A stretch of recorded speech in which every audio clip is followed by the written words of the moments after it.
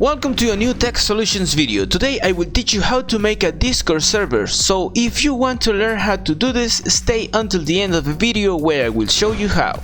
The first thing we need to do is log into our Discord account, either through the desktop app or our web browser. Once we are logged in, we will click on the plus icon in the bottom left corner of our screen. This will open a pop-up window where we can choose to create a new server from a template or start from scratch.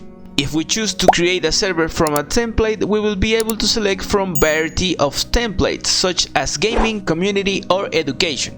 If we choose to start from scratch, we will be able to customize our server settings such as the server name, icon and region. Once we have chosen our server settings, we will click on the Create Server button. Our new Discord server will then be created. We can then invite our friends and community members to join our server. That's it, we have successfully created a Discord server.